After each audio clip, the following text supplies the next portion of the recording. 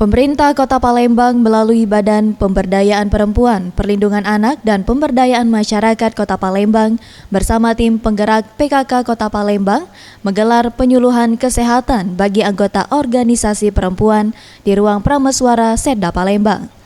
Dalam kegiatan ini dihadiri oleh para pengurus organisasi yang ada di Kota Palembang. Dalam sambutannya, Sadarudin, staf ahli Wali Kota Palembang menyampaikan, di tengah tantangan perkembangan ilmu pengetahuan dan teknologi saat ini, organisasi kaum perempuan saat ini harus memiliki visi yang jelas agar tidak kehilangan arah. Terlebih lagi saat ini telah banyak kemajuan yang dicapai oleh wanita Indonesia dalam segala bidang kehidupan. Untuk itu peran kaum wanita di tengah masyarakat sangat penting, terutama dalam menjaga kesehatan.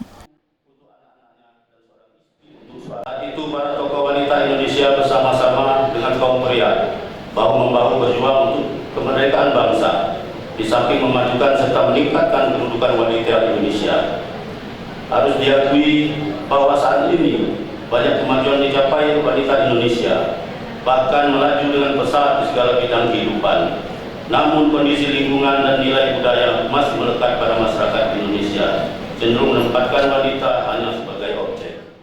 Sementara itu, Tabrani, Kepala Dinas Pemberdayaan Perempuan, Perlindungan Anak dan Pemberdayaan Masyarakat Kota Palembang menjelaskan, kegiatan ini dilakukan untuk menambah wawasan dan pengetahuan tentang kesehatan agar organisasi kaum perempuan dapat menerapkan pola hidup sehat. Antara lain untuk menambah wawasan dan pengetahuan tentang kesehatan, sehingga perilaku hidup sehat bagi anggota organisasi perempuan perwakilan masyarakat khususnya yang ada di Kota Palembang.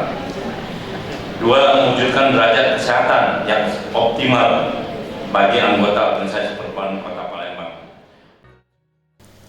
Sebelum kegiatan penyuluhan dimulai, seluruh peserta yang hadir diajak melakukan senam kesehatan selama 3 menit.